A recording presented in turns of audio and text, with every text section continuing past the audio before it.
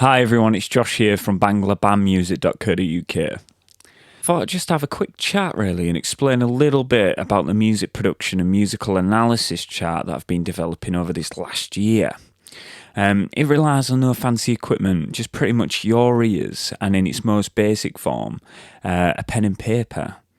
So for those that don't know, it can have a bunch of different uses, but a couple of the more popular would be as a referencing tool for professional mix recordings, which can then be used to inform your own productions, or how I like to use it is for visual learning or documenting literally any song of any style or genre of music that you may be interested in.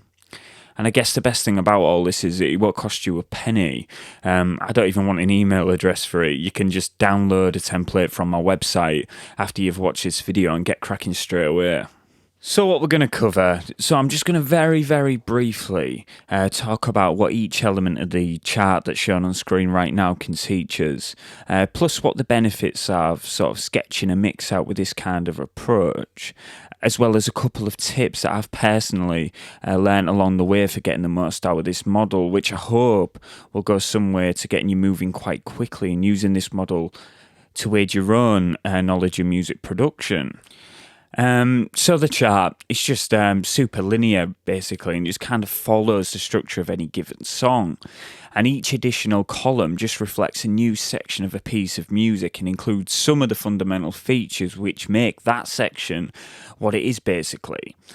So we have all the things that you'd expect to see, things like the section's name, so this might be intro, verse, chorus, etc, etc. Then we have how many bars or beats a section lasts for, which kind of takes care of the song structure and arrangement when the chart's complete. Then additional notes, and I really like this part, and this is kind of for anything which you may have heard within that section that's worth sort of jotting down for later on. So for example, this could be what effects were used on guitars, or whether you thought the section was dense or sparse, cold or warm. I personally use it just to describe performance most of the time, but you can literally write anything you like here and really be as detailed as you want, which is quite nice.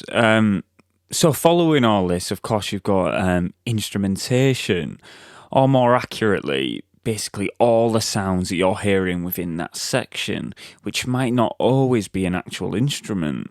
So you may be hearing drums, two guitars, bass and vocals, and then hidden in the background there might be some little ambient synth part. Or maybe you're hearing a really quiet Foley sample. Just be sure to put all that down because it all adds to the density and character of that section. And at times I've even gone as far as noting how many layers make up one fundamental sound. And what do I mean by this? So for example, two guitar parts that are playing the exact same thing. They may have been panned hard left and hard right by the mixing engineer. And what this gives is the impression of one guitar performance sounding huge and super wide, when in reality it's actually two guitars. So I might write that down as something like guitar left and guitar right. And then in the notes sections I might just briefly mention that they're both playing the same thing. But again, you can go bonkers here and be as detailed as you like. So that's instrumentation. So moving forward, you've probably noticed that to the right of each column, there's a much narrower column that's coloured in grey.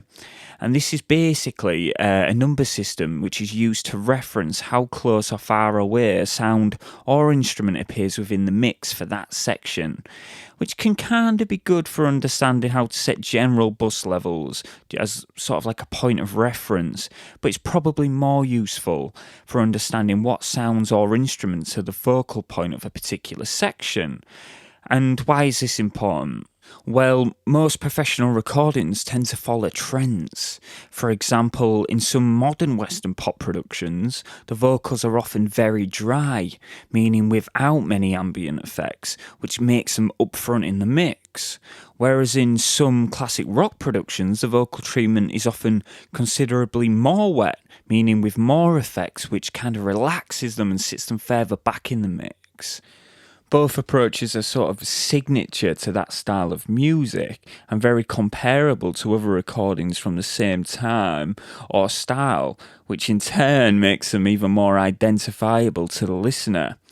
And of course, you've got to recognise that there'll always be exceptions within audio engineering, but if you get this wrong, you almost risk your production maybe sounding a little mix matched of different kinds of approaches. Or you may go and do something amazing, but it's just a consideration to have. But let me show you how this kind of works. And I've made a little diagram to sort of visualize this. So the numbers kind of reflect different layers of depth within the mix. So number one is all those things that appear loudest or closest to you, the things that are really up front.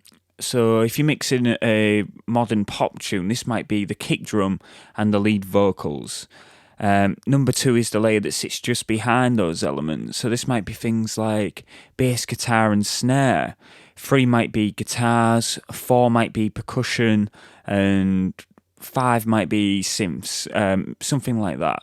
Of course, I appreciate that, the better you get at critically listening to recorded music and developing your ear, the more accurately you'll be able to sort of translate that within this model. But if you are fairly new to listening to music in this way, try not to be too put off if you're only hearing maybe a couple of layers or if things are feeling a little mushed together. A good tip to make it a little easier on yourself is just to start at one. And it sounds really simple, but then if you can use that as a point of reference for everything that follows in layer two and so on and so on, it can just make it that little bit easier, or at least I've found in my own experience. But definitely the more that you use this number system, the more clearly you'll be able to naturally hear new layers. Another additional point that's probably worth mentioning is just to be sure to fill in this section for all new columns. And I say this because it's super common for engineers to automate and change the volume of different instruments as the song sort of progresses, because it adds a ton of energy and excitement to that section. So if the synths move up to be as loud as guitar when that chorus hits, just be sure to write down that change in the corresponding section. So that is pretty much it, and when you've finished filling out your chart, what you're left with is a great visual display of the track's overall dynamic through additive instrumentation. Or in the rare event that the track that you're listening to is one where all the instruments are playing most of the time, but maybe they rely on performance and evolving the sound through effects to create interesting dynamics. What you have is the number system and the notes, which can kind of remind you and inform you of that. I did just have a couple of final notes that I think are worth mentioning, and the first one is just to be consistent with your approach from start to finish, because the last thing you want is to, for example, be filling out the instrument section, be super detailed at first and note lots of different layers, and then when you get tired and come back to it, you start doing it in less detail. I've done this a ton of times, and what it does is it makes the chart a lot less consistent, and it doesn't really help you the way it's intended. The second sort of little note or tip even would be to, be consistent but also be flexible, and remember that all this data is just based on your own perception of what you're hearing going on in that recording. So as long as you're able to understand it, it'll be able to help you. And if you're hearing 10 layers because your ears are maybe more developed than mine, then just roll with that as well. The same thing if you'd like to note the kick and snare in the instrument sections independently from the rest of the drum kit. This is something I've just started doing because the role and perceived loudness is, often very different from genre to genre. So you might just want to consider that as well. But, if I've missed anything or any other questions, just be sure to drop me an email and it'd be good to chat. But I hope maybe this will help someone and maybe someone will find this chat useful. Thanks for listening. See you later.